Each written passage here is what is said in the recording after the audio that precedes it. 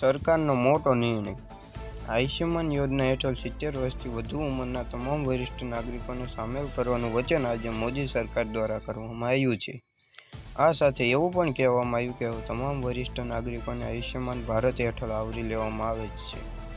અગાઉ ભારતમાં આ કાર્ડનો લાભ બીપીએલ કેટેગરીમાં આવતા નબળા વર્ગના નાગરિકોને આપવામાં આવતો હતો, પરંતુ ગઈકાલે મોદી સરકારે જાહેરાત કરી કે જે દરમિયાન આયુષ્યમાન યોજનાને લઈ મોટો દાવો કરવામાં આવ્યો છે અને આ દાવામાં કહેવામાં આવ્યું કે વૃદ્ધ લોકોને પણ આયુષ્યમાન કાર્ડ આપવામાં આવશે. હાલમાં આયુષ્યમાનની યોજના તમામ લોકોને 5 લાખ સુધીની સારવાર આપવામાં આવશે.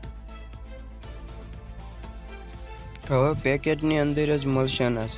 હવે ગુજરાતના 72.51 લાખ રેશન કાર્ડ ધારકો હવે એમને પેકેટની અંદર જ અનાજ આપવામાં આવી. મિત્રો, ગ્રાહક સરકારને ફરિયાદ કરવામાં આવી હતી કે ગ્રાહકો તેમના ભાગનું જે અનાજ મળે છે એમની અંદર મિલાવટ કરવામાં આવે છે, અથવા તેમનું અનાજ કોઈ બીજા વ્યક્તિને આપી દેવામાં આવે છે, અથવા તો એમનું ભાગનું અનાજ ઓછો આપવામાં આવે છે. આજે ઘણી બધી ફરિયાદના કારણે સરકાર દ્વારા આવનારી દિવસોની અંદર નિર્ણય લેવામાં આવશે કે આવનારી દિવસોની અંદર તમામ રેશન કાર્ડ ધારકોને પેકેજની અંદર અનાજ આપી દેવામાં આવે છે. પેટ્રોલ ડીઝલના ભાવને લઈ સરકારની મોટી સ્પષ્ટતા. સરકારે પેટ્રોલ અને ડીઝલ પર એક્સાઇઝ ડ્યુટી વધારો કર્યો છે. જોકે સરકારે સ્પષ્ટ કર્યું છે કે આનાથી પેટ્રોલ અને ડીઝલના ભાવમાં વધારો થશે નહીં.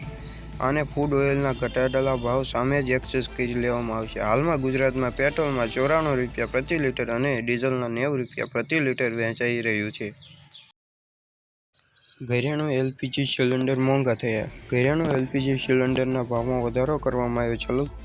કિલોગ્રામના ઘરેણું સિલિન્ડરના ભાવમાં 50 રૂપિયાનો વધારો કરવામાં આવ્યો છે. ઉજ્જવલા યોજના સિલિન્ડર પણ 50 રૂપિયા મોંઘો કરવામાં આવ્યો છે. ઉજ્જવલા યોજનાનો સિલિન્ડર હવે ₹553માં મળશે, જ્યારે ઘરેણું ગેસ સિલિન્ડરની કિંમત અલગ અલગ શહેરોમાં જુદી જુદી છે.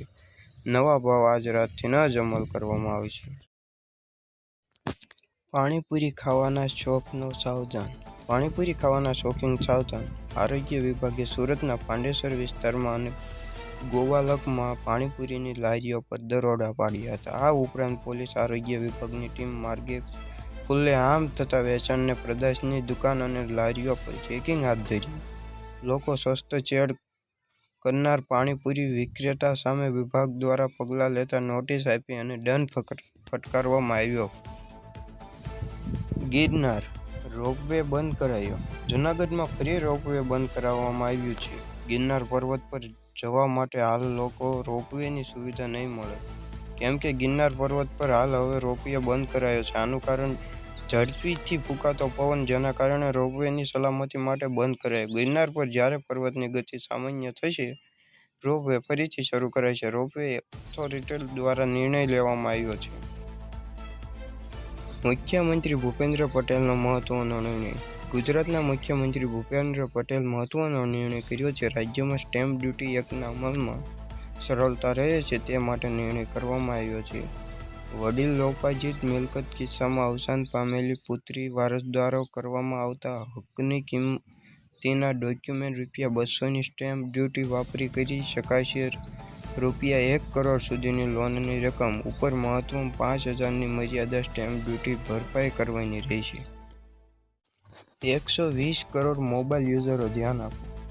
દેશના 120 કરોડ યુઝર સાથે જૂના સિમ કાર્ડ નિષ્ક્રિય થઈ શકે છે. ગૃહ મંત્રાલય હેઠળ કામ કરતી એજન્સી એનસીએસસી દ્વારા કરવામાં આવેલ તમામ જૂના સિમ કાર્ડને બદલવાની વાત કરવામાં આવી છે. રિપોર્ટ અનુસાર જૂના સિમ કાર્ડની ચીની કંપનીઓ દ્વારા બનાવવામાં આવ્યા છે, જેના કારણે દેશમાં સુરક્ષા ભંગ થવાનો ભય છે. એનસીએસસીએ ટેલિકોમ કંપનીને વપરાશકારોને જૂના સિમ કાર્ડ બદલવાનું કહ્યું છે.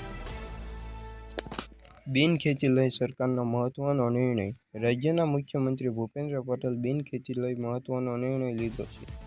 ખેતીની જમીન વેચાણ નોંધ પ્રમાણિત કરવા અંગે નિર્ણય કરતી વખતે ખેડૂતે ખરાઈ કરવાની ચકાસણી મૂળથી જ જૂની શરત. બિનખેતી માટે પ્રીમિયમને પાત્ર હોય એવી જ જમીનો માટે બિનખેતીમાં ફેરવવાની અરજદારની અરજી આવે ત્યારે જ માત્ર ખેડૂતો ખરાઈના હેતુ અનુસાર અરજીની તારીખ 25 વર્ષ પહેલા રેકોર્ડને ધ્યાનમાં લેવાનું રહેશે નહીં.